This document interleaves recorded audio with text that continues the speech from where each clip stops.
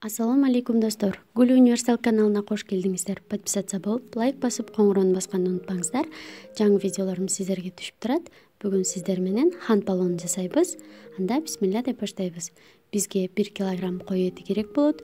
Сары кургатылган өрүктөн 80 грамм, изюмдан 80 грамм, чеснок, 1 баш пияз, 400 граммдай сабиз, 300 грамм un, 800 грамм күрүч.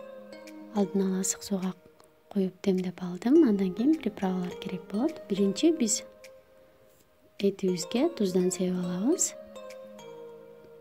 Андан кийин зиранын майдаланганынан 1 чайный ложка кошуп, жана кызыл перец, кара перецти кошуп аралаштырып алабыз. Жана өсүмдүк майынан 2 столовый ложка кошуп, жакшылап аралаштырып алабыз дагы. Четке коюп коебуз.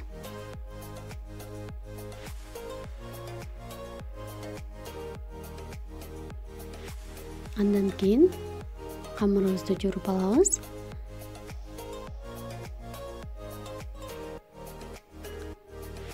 Үч столовый ложкада өсүмдүк майынан жана 150 грамм суубузга 1 чайный ложкада тузубузду кошуп, камыр жууруп алабыз. Камырыбыз өтө жумшак болот. Кытыраак жана кызыл болуп бышып чыгат. Өтө даамдуу болот камыры. Үстүн жаап, тыныктырып коюп коебуз. Эми ысытылган сковородкабызга суюк майыбызды куюп, андан кийин этибизди салып алабыз. Өтө май ысый электе салып алыңыздар. 2 бетте кызартып кууруйбуз. Сиздер каалаган этиңиздер менен жасасаңыздар болот. Уйдун эти, койдун эти аябай даамдуу чыгат. Ушундай кылып 2 бетте кызартып кууруп алабыз.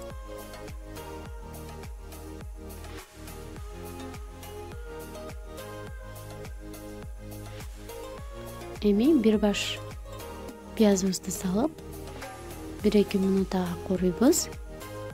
Андан кийин 7 баш чесногубузду жана укробубузду салып, андан кийин 1 столовый ложкада пловко арналган приправабызды кошуп, кууруп алабыз. Андан кийин кара мейизибизди салабыз. Жана сары кургатылган өрүгүбүздү салып алабыз дагы. 1-2 минутага кууруйбуз.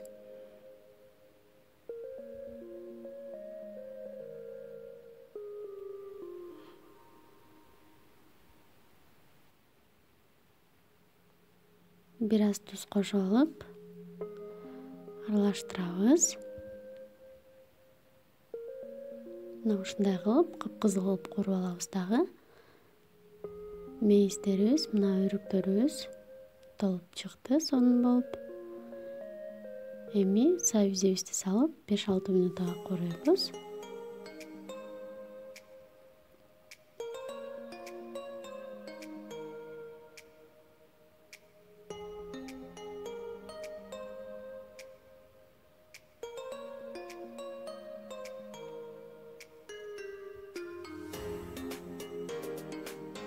Жакшылап куурулгандан кийин 100 граммдай суу куюп, жайылтко 15-20 минутага коюп коебуз.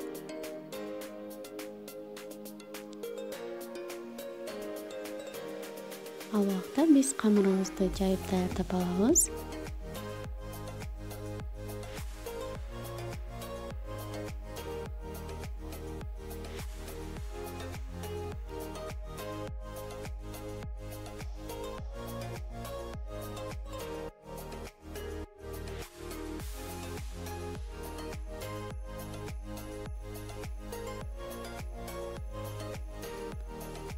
Каалаган идишиңиздерге салып бышырсаңыздар болот.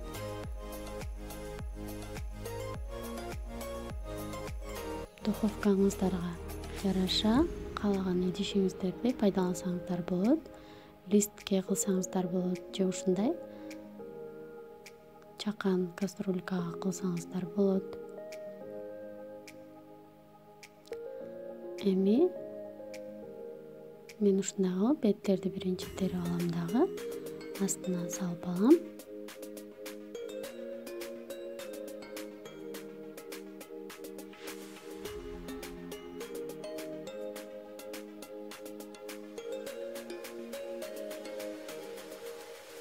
Чеснок өрүктөрүнөн да терип үстүнө салып алам. Эми күрүчүбүздү судан алып,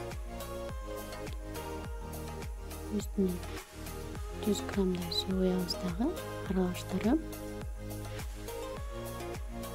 бир кайнатып, андан кийин отту өчүрөбүз дагы. Этибиздин үстүнө салып алабыз.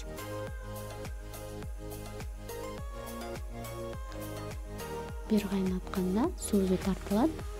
Андан кийин мына камырыбыз менен үстүн жаап, ашыкча камырларды алып салабыз.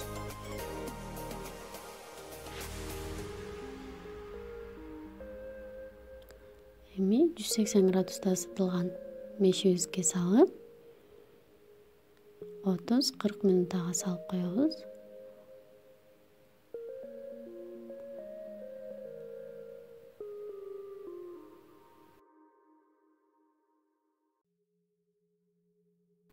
Мына ушундай болуп бышып чыкты, достор. Өтө даамдуу болот.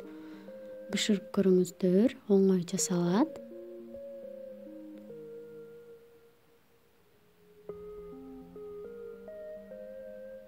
Жакшы, лайк басыңыздар. Суроолоруңуздар болсо комментарийге калтырыңыздар. Кийинки видеолордо көрүшкөнчө, ассаламу алейкум.